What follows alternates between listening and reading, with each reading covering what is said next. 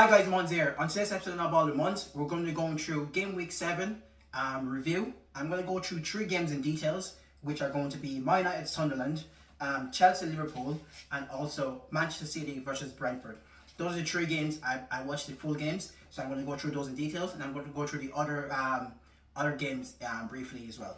So just before I get started, if you find yourself on my page, please don't forget to click on the subscribe button. I really appreciate the support. Thank you very much. And also everyone that watches my video, I thoroughly appreciate the support. And if you make it to the end of my video, even if you take a couple of seconds to watch my videos, I really appreciate the support. Thank you very much. So let's just get started.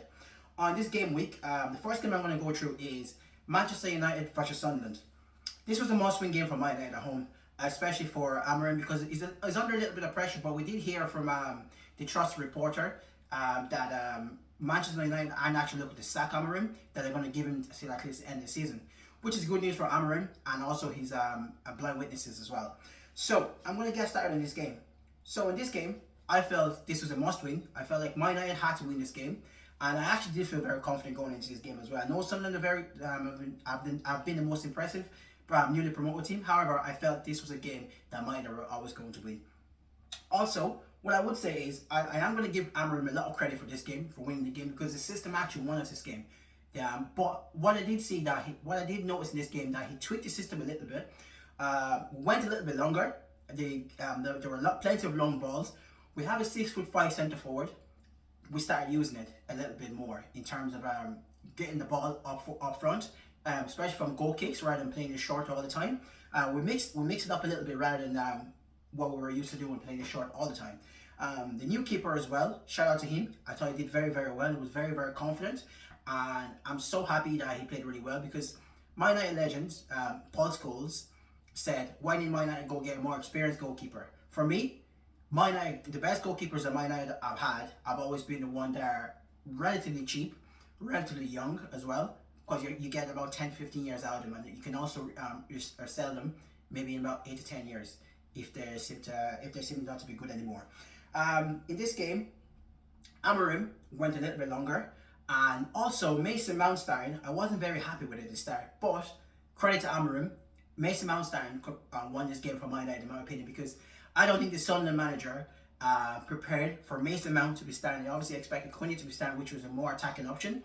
But when Mason Mount played in this game, especially this game, I think the instruction he got from Amorim was, when we're attacking, I think he stayed a little bit wider in this game, and then when we're defending, he dropped back into, and Man United made a 4-4-2 formation rather than the 3-4-2-1 formation that we've been playing in the last since Amorim took over. So that was a very interesting tweak from Amorim, and that's what I've been asking for. Just make a couple of adjustments in the games, and managers aren't prepared for it. For example, in this game, the manager even said after the game, the Sunderland manager said after the game, they weren't prepared for the tweak that Man United made, and basically that won us the game. And Mason Mount was absolutely fantastic in this game. He got a standing ovation from the crowd when he was getting taken off for Cunha. Like I said, I am giving credit to Amorim. I'm not going to be one of them people who will slate the manager all the time and not give credit to him when he actually does something well. Like I said, I think tweaking the system actually won us this game. Also, what I would say is Ahmad, this is the best game he's had all year. Ahmad was absolutely brilliant in this game. Very positive going forward. And for a guy that is slender and also not a defensive guy, he does a very good job defensively, in my opinion. He was very good in this game. He's probably one of our best players in this game. I felt, like I said, I felt the new goalkeeper looked very good. He looked very commanding. He had a presence about him, which we haven't had at Man United since Edwin van der Sar left.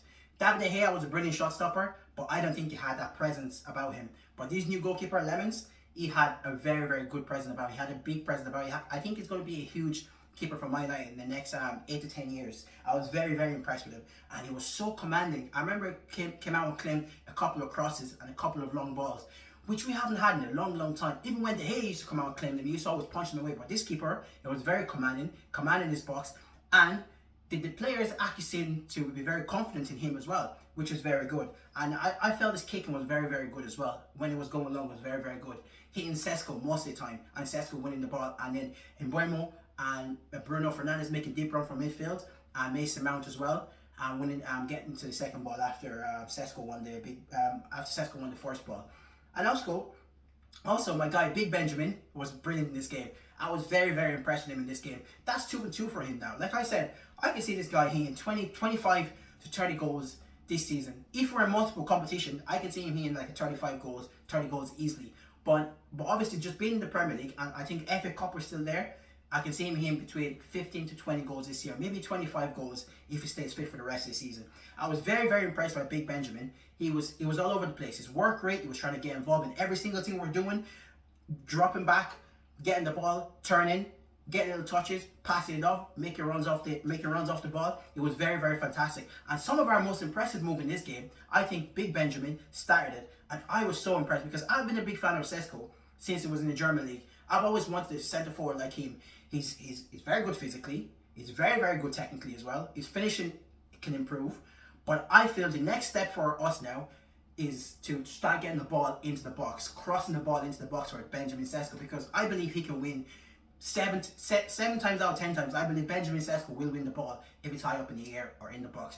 He has a very, very good presence in the box about him. So I'm very, very impressed with him in this game. I was so happy to see him score again. Like I said, I backed him all season long, and I'm going to keep backing him because I believe he's going to be one of our most important players in the next couple of years, and I believe he can take the next step to being a complete centre forward, unlike Gokaresh. So, what I would say in this game, I was very impressed. 2-0 win. We didn't look.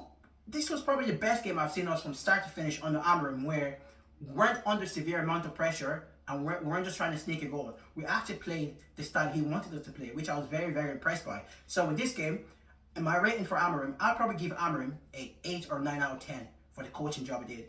And like I said, I'm not going to be one of them people that come on here, slate the manager every time we lose and not praise him when we win. So this is all down to Amorim and the way he implemented the style. So big ups to Amorim. I'm very, very impressed this week. Hopefully he can keep tweaking the system, making changes from game to game to game, so other teams just can't prepare for us in one way to beat us every single time. And that's pretty much it. Those are my points for this game.